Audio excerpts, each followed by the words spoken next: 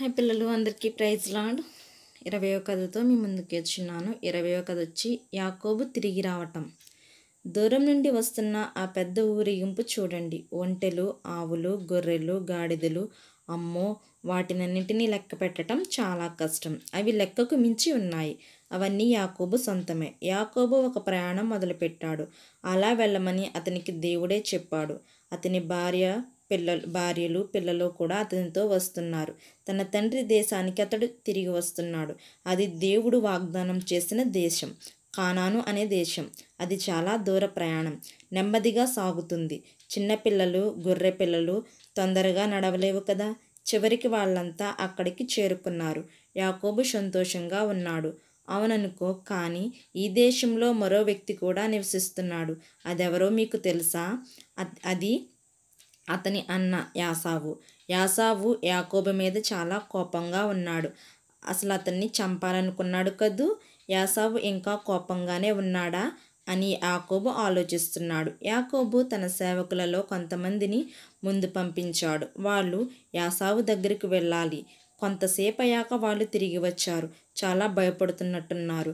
వాళ్ళు ఇలా చెప్పారు: యాసావు వస్తున్నాడు, చాలామందితో వస్తున్నాడు. వాళ్ళంతా బలంగా ఉన్నారు. చేతిలో బల్లలు, కత్తులు ఉన్నాయి. యాకోబు చాలా భయపడిపోయాడు. అతడు దేవునికిలా ప్రార్థన చేశాడు: ఓ ప్రభువా, యాసాబు వస్తున్నాడు, బహుశా నన్ను చంపటాకేమో. యాకోబు తన భయమంతా దేవునితో చెప్పుకున్నాడు. మనం కూడా ఇలా చేయవచ్చు. మన భయాలను, విచారణను యాకోబులా దేవునితో చెప్పుకోవాలి. ఏం జరుగుతుందో తెలుసా? నేను యాసావుకు మంచి బహుమానం పంపుతాను. అది చూసి అతనికి కోపం తగ్గవచ్చు అని యాకోబు తలంచాడు. అతడు కొంతమంది సేవకులను యాసావు దగ్గరకు పంపాడు. వాళ్ళు చాలా ఆవులు, గొర్రెలు, మేకలు తీసుకెళ్లారు. అది ఎంత గొప్ప బహుమానం! రాత్రి అయింది. అందరూ నిద్రపోతున్నారు. అందరునా? కాదు, యాకోబు నిద్రపోవటం లేదు. అతడు ఒంటరిగా బయట అటు ఇటు తిరుగుతున్నాడు. అదేమిటి? హఠాత్తుగా అతని వైపు ఒక మనిషి వస్తున్నాడు. చాలా విచిత్రమైన వ్యక్తి. అతడు యాకోబుతో కుస్తీ పడుతున్నాడు. ఆ రాత్రంతా వాళ్ళు పోరాడుతూనే ఉన్నారు.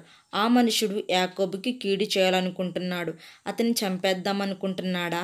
లేదు లేదు. ఆయన ఎవరో నీకు తెలుసా? అది దేవుడే. వీరిద్దరిలో ఎవరు గెలుస్తారు? తప్పక దేవుడే. దేవుడు అందరికంటే బలమైనవాడు. అయితే ఆయన గెలవటం లేదు, యాకోబు గెలుస్తున్నాడు. అదెలా సాధ్యం? దేవుడే యాకోబుని గెలిచేలా చేశాడు. అందుకే యాకోబు మరింత బలవంతునిగా కనిపించాడు. సూర్యోదయం కావస్తుండగా దేవుడే యాకోబు, నన్ను పోనీయి అన్నాడు. అయితే అది దేవుడే అని యాకోబునకు తెలియటం వల్ల, లేదు ప్రభువా, నన్ను ముందుగా ఆశీర్వదిస్తేనే గాని నేను నిన్ను పోనీయను అన్నాడు. యాకోబు యాసావంటే చాలా భయమేస్తుంది. దేవుడు మరీ సహాయం చేస్తాడా? అతడెన్నో పాపాలు చేశాడు. అతడు మోసగానిగా ఉన్నాడు. దేవుడొక్కడే అతని పాపాలను క్షమించగలడు. ఆయన మాత్రమే అతనికి సహాయం చేయగలడు. అందుకనే యాకోబు దేవుణ్ణి విడిచిపెట్టడం లేదు. అతడు వదలక ప్రార్థన చేస్తున్నాడు. దేవుడు అతనికి సహాయం చేస్తాడా?